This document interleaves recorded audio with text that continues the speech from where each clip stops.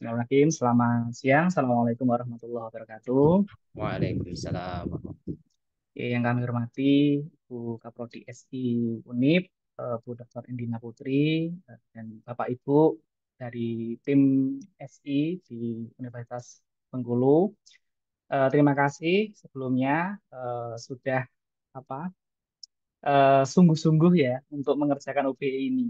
Nah, karena di Aptikom sendiri, kebetulan saya kan di bidang standarisasi kurikulum, punya visinya adalah meng-OBE-kan seluruh prodi di bawah Aptikom, entah itu prodi SI, informatika, dan seterusnya ya. Pokoknya yang ikut asosiasi Aptikom itu visi kami adalah seluruhnya harus OBE. Oke, yang pertama ini Bapak Ibu, profil. Jadi secara umum profilnya itu udah oke. Yang pertama, kita juga melihat visi. Visi itu tidak hanya di baliho. Visi itu tidak hanya di dalam kertas. Tidak ada di flyer saja, tapi masuk ke dalam kurikulum. Nah, salah satunya adalah visi itu dimasukkan ke dalam profil lulusan. Berikutnya setelah profil CPL Prodi. Nah, secara umum sudah oke juga, ya. Nah, catatan saya satu di sini di CPL 4 revisinya adalah mampu menganalisis infrastruktur SI. Kemudian setelah itu pemetaan CPLPL. CPLPL-nya ini catatannya satu aja ya, di PL sama CPL perlu di matchkan, diganti istilahnya saja, tapi semuanya sama, istilahnya diganti internship.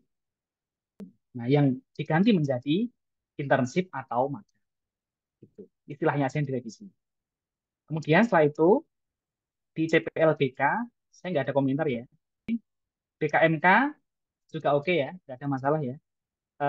Sudah ya seimbang ya, udah oke lah ya, seimbang. Kemudian CPLMK ini sudah oke juga, tidak ada masalah. Kemudian CPLPKMK juga nggak ada masalah, oke.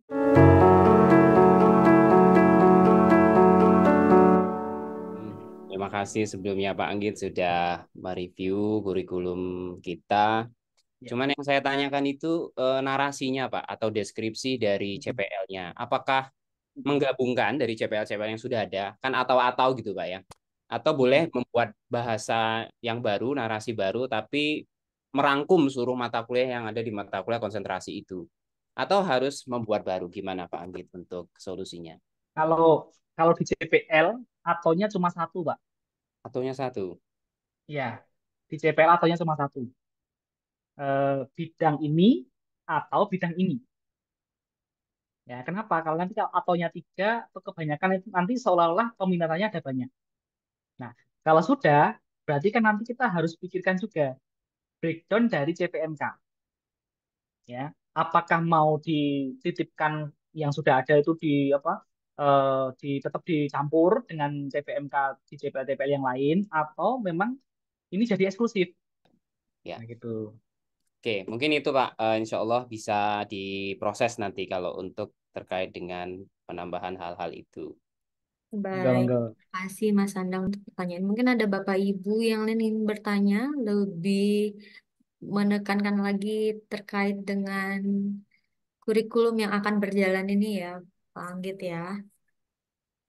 Pak Iya, Anggit, saya ada monggo, yang monggo. kelewat dikit tadi, Pak. Izin Oh bertanya. iya, silakan Bu. Tadi kan kalau di KKNI itu kan ada yang eh, sikap, pengetahuan, keterampilan umum gitu ya, Pak. Nah, Hmm. itu apakah dipetakan ke dalam CPL wajib atau nggak perlu, Pak? Nah, kalau permen yang lama, nomor 20 tahun 2020, nomor 3 ya, nomor 3 apa nomor 3? Enggak, nomor 20 ya, nomor 20 tahun 2020, itu wajib SNDQ-nya.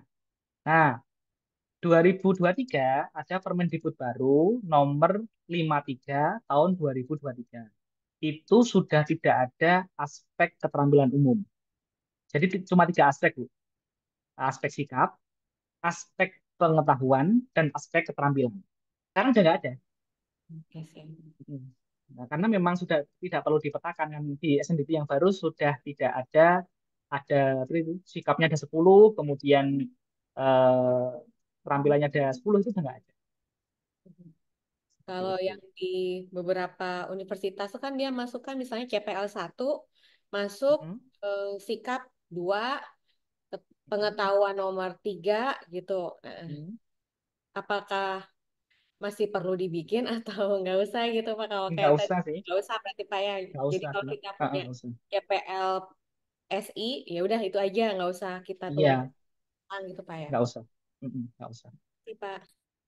Ini Mas mau nanya, kalau misalnya di informatika dengan SI, itu perbedaannya selain perbedaan tadi ya BK dan lain-lain. Kalau proses untuk EB-nya sama nggak, Mas? Persis, Pemetaannya sama ya? sama persis. Persis ya Mas Mhm. ya. Berarti Persis. kalau misalnya informatika satu sumber ini mungkin bisa ya Mas ya? Nggak apa-apa, Oke. tapi kan BK-nya beda. Ah, ah. Boleh. Oke. Terima Ya. kasih Mas Nah, Anggit penjelasannya. sama-sama. Yang penting itu bisa mempertanggungjawabkan antara dari Hmm. awal sampai akhir. Jadi kalau buku kita di Aptikon itu kan memang sudah didesain untuk konsisten dan connecting. Hmm. Ya, dia connecting tuh. Kalau mau mau dicek dari mana saja connecting. Dari Hmm. PL sampai asesmen dia connecting.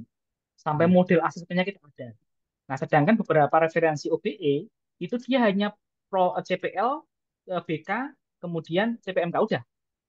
Bagaimana belakangnya itu nggak diurusi. Nah, sedangkan di buku kita itu benar-benar ngurusi sampai belakang. Sampai Oh. bagaimana pemenuhannya, ngecek Hmm. konsistensinya bagaimana, itu disampaikan di situ. Makanya model konstruksinya OBI-nya Aptikom itu kita Hmm. pede gitu ya, berani berani keluar-keluar kemana-mana karena memang kita udah tes. Oke. Gitu. Cukup, Bu Niska. Terima kasih. Oke, baik. Terima kasih Pak Yusa dan juga Pak Anggit. Ya. Terima kasih Bapak Ibu semuanya yang sudah menyempatkan waktu untuk ikut dalam kegiatan workshop kita pada sore hari ini. Untuk kegiatan workshopnya saya tutup. Assalamualaikum warahmatullahi wabarakatuh. Waalaikumsalam.